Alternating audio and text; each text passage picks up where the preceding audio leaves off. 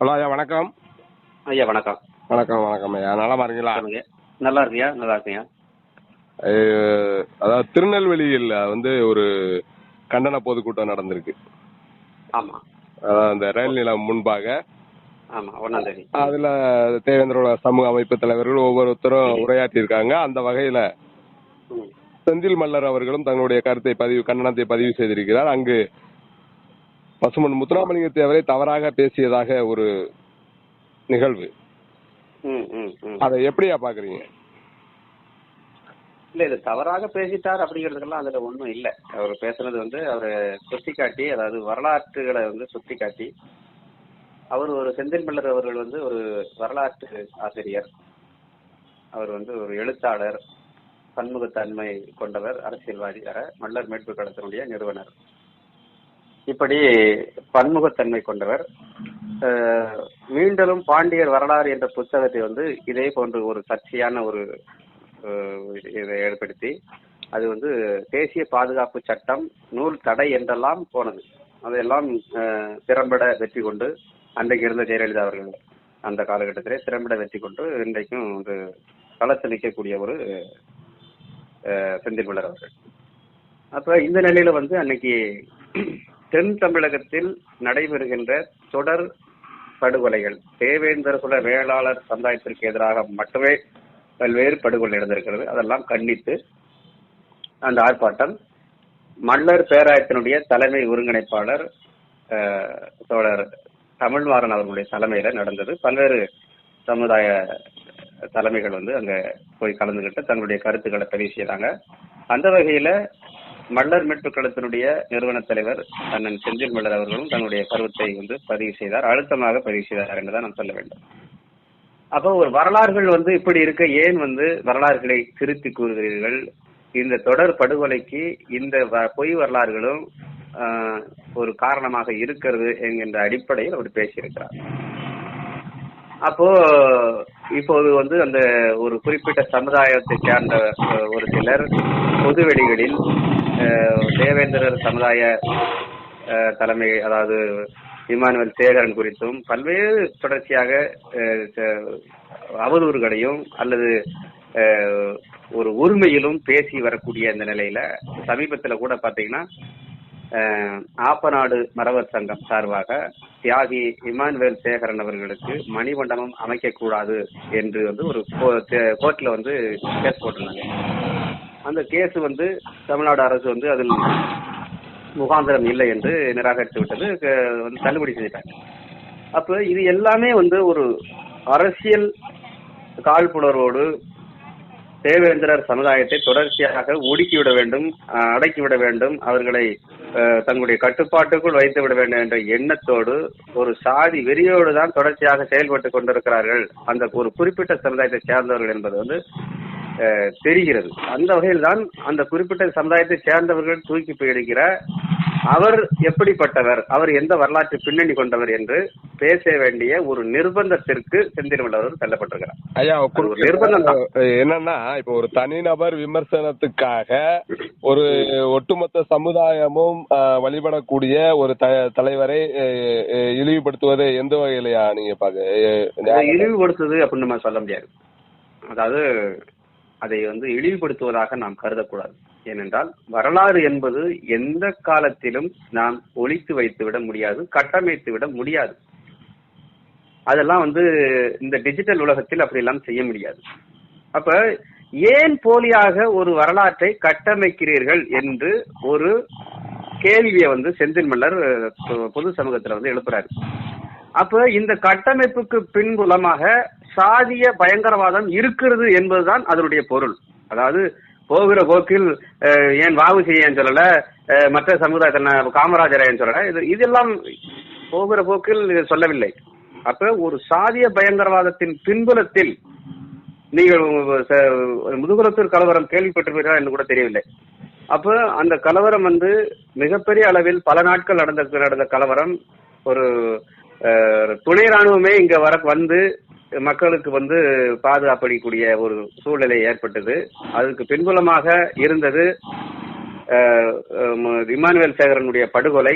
அந்த படுகொலையை அரங்கேற்றுவதற்கு துணையாக இருந்தவர்கள் என்றெல்லாம் அதெல்லாம் நம்ம எடுத்து பார்க்கின்ற போது அதிர்ச்சிகரமான செய்திகள் இருக்கிறது. அதை வந்து வெளிப்படையாக உடைச்சிருக்கிறார். அவ்வளவுதான். அந்த மேடையில வந்து திரு செந்தில் மலர் அவர்கள் சொல்றாரு, செந்தமிழன் சீமான் தான் என்னை அனுப்பி பேச சொன்னான்னு சொல்லியிருக்காரு. ஆனா இன்னைக்கு அவங்க ஒரு கண்டன பதிவு பண்ணியிருக்காங்க. இதை வந்து வன்மையா கண்டிக்கிறேன் அப்படின்னு சொல்லிட்டு. எப்படி பாக்கணுங்க? அதாவது செந்தில் மல்லர் நாம் தமிழர் கட்சியோடு இணக்கமாக இருக்கிறார். இன்னும் சொல்ல போனால் அவருடைய காரில் நாம் தமிழர் கட்சி கொடி கட்டிட்டு தான் அந்த ஆர்ப்பாட்டத்துக்கு வந்தாரு. ஆர்ப்பாட்டத்திற்கு முன்பு அவர் இந்த ஆர்ப்பாட்டத்துக்கு நான் செல்கிறேன் என்று சீமானிடம் கேட்டுட்டு தான் வராரு. அதுவும் வந்து உறுதியான தகவல் தான், அதுல எந்த மாற்று கருத்தும் இருக்க முடியாது. ஆனால் அதாவது சீமான் என்ன சொல்றாருன்னா, இந்த கருத்து ஏற்புடையதில்லை அப்படின்றாரு. இப்படி வந்து பசுமன் முத்துராமலிங்க தேவரை வந்து அவதூறாக பேசுவது தேவையற்றது என்கின்ற கருத்துத்தான் அவர் முன்வைக்கிறாரே தவிர அதில் உண்மை இருக்கிறதா அல்லது வந்து அது ஆய்வுக்கு உட்படுத்தப்பட்டதா என்பது குறித்து அவர் இன்னும் பதில் சொல்லல. அது வந்து ஒரு மதிக்கத்தக்க, அதாவது கான்ஸ்டிடியூஷன் படி, ஒரு அரசியல் சட்டம்படியே வந்து ஒரு மதிக்கத்தக்க ஒருவரை வந்து அவதூறாக பேசுவது வந்து சரியல்லதான். ஆனால் இங்கு வந்து எதிர்வினைகளை வந்து ஒரு சமுதாயத்துக்கு எதிராக சாதிய ரீதியாக செயல்படுகின்ற போது அது தவிர்க்க முடியாமல் சுட்டிக்காட்டுவதற்காக, அந்த சுட்டிக்காட்டுவது வந்து ஒரு கடுமையாக இருந்திருக்கிறது என்று அதை எடுத்துக்கொள்ளலாமே தவிர அது பெரிய அளவெல்லாம் வந்து அப்படி செஞ்சுட்டார் இப்படி செஞ்சுட்டார். உண்மையத்தனை பேசியிருக்கிறார் செந்தில் மல்லர், உண்மையே பேசியிருக்கிறார். அதை தாண்டி அது வந்து ஆய்வுக்கு உட்படுத்தப்பட்டது. ஒரு வரலாற்று ரீதியாக என்ன நடந்திருக்குது என்று வந்து ஆய்வுக்கு உட்படுத்தினால்தான் அது வந்து தெரியுமே தவிர இது வந்து சீமான் அவர்கள் வந்து கண்டனம் தெரிவித்தெல்லாம் அறிக்கை விட்டுருக்கிறாரு. அதே நம்ம பார்த்தோம்.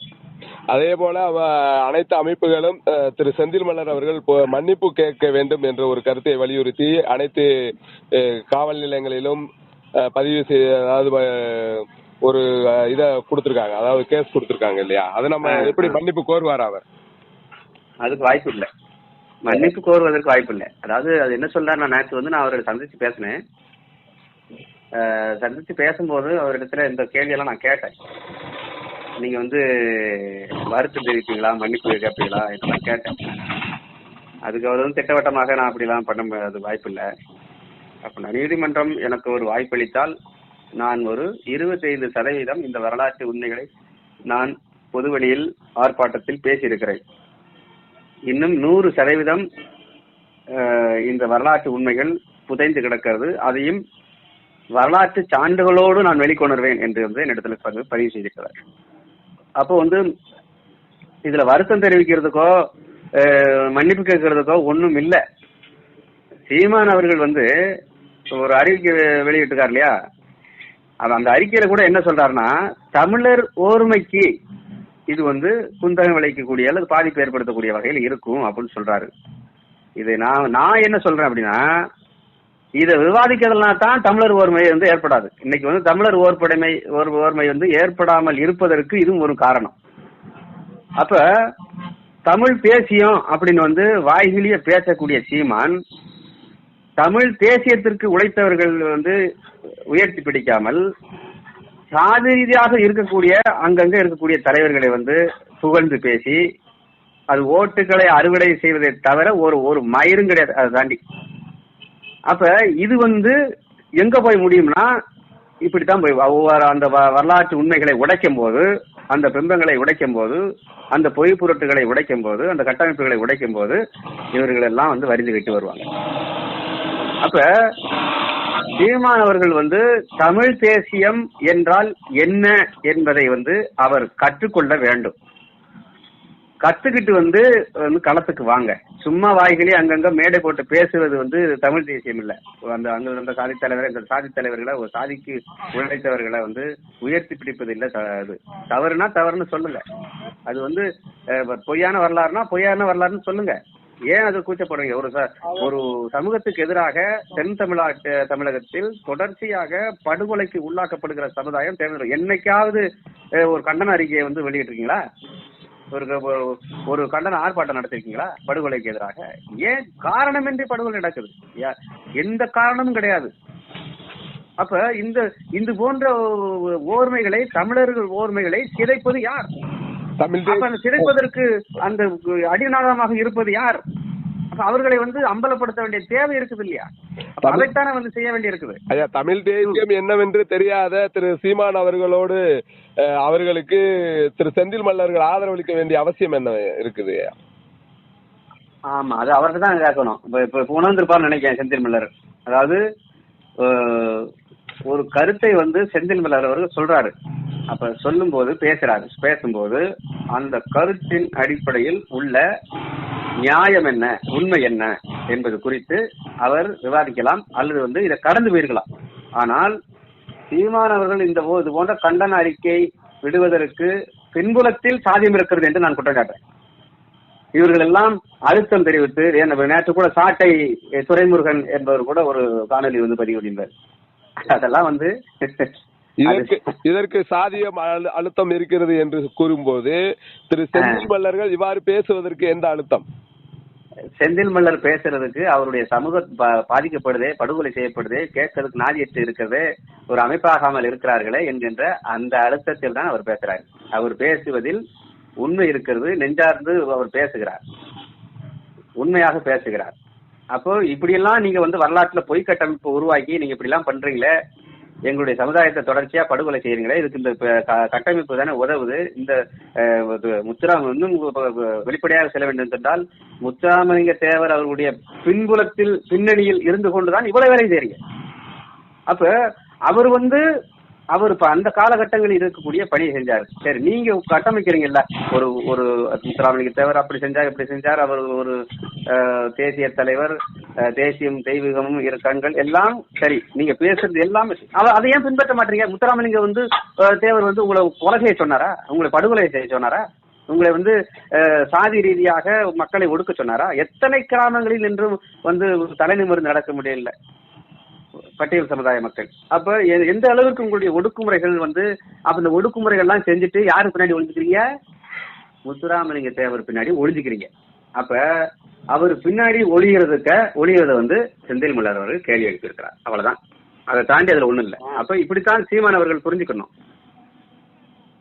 இப்ப நேத்தெல்லாம் சாட்டை துறைமுருகன் எல்லாம் போடுறாரு. அப்பட்டமான சாதி உணர்வு. என்ன உணர்வு? இன்னைக்கு அந்த வரலாற்று ஆதாரங்கள் எல்லாம் சமூக வலைத்தளங்கள்ல பதியப்படுது. இதெல்லாம் சாட்டை துறைமுருகனுக்கு தெரியுமா தெரியாதா? எப்ப முத்துராமலிங்க தேவர் அவர்கள் எப்ப இறக்குறாரு? 29ஆம் தேதி இறக்குறாரு. நான் சொல்லலங்க, பத்திரிகை செய்தியில 29ஆம் தேதி முத்துராமலிங்க தேவர் அவர்கள் இறக்குறாரு. அக்டோபர் 30 தான் இப்ப என்ன பண்றீங்க? அவருக்கு ஜெயந்தி, பிறந்த நாளும் இறந்த நாளும் ஒன்றா வந்து விட்டது. என்ன கொடுமை இது? ஏன் இந்த போலியாக கட்டமைப்பு நடத்துறீங்க? அரசு அதை ஏற்றுக்கொண்டது, அது அவர்களுடைய அதெல்லாம் அரசு பொய்யெல்லாம் அரசு விவாதிக்கணும். அது ஏற்றுக்கொள்ள முடியாது. அரசு ஏத்துக்கணும்னா நம்ம அப்ப நான் சொல்றேன், எனக்கு அப்படி அறிவிப்பாங்களா? இதெல்லாம் தவறு. ஏன் கட்டமைப்பு, போலி கட்டமைப்பு ஏன் உருவாக்குறீங்க? ஒரு நல்ல விஷயத்துக்காக நீங்க செஞ்சாலும் பரவாயில்ல. தென் தமிழகத்தில் நடக்கிற சாதிய படுகொலைகள் தொடர்ச்சியாக குறிப்பிட்ட சமுதாயம் தான் அது நடத்துது. குறிப்பிட்ட சமுதாயம் தான் ஒரு சமுதாயத்தை அடக்குமுறை செய்யுது. அப்ப இதற்கு எதிராக இருக்கக்கூடிய அந்த பின்புலங்களை, கட்டமைப்புகளை உடைக்க வேண்டிய தேவை இருக்கிறது. அதனாலதான் செந்தில் மல்லர் பேசியிருக்கிறத தவிர மற்றபடி ஒன்றும் இல்லை. இறுதியாக அவர் மன்னிப்பு கோர மாட்டார். நிச்சயமாக மன்னிப்பு கோர மாட்டார். அதுல என்ன மாற்று கருத்து இருக்கு? நிச்சயமையா தொடர்ந்து பேசுவோமையா அடுத்தடுத்த காணொலிகள்லாம். நன்றி, தொடர்ந்து பேசுவோமையா. நன்றியா.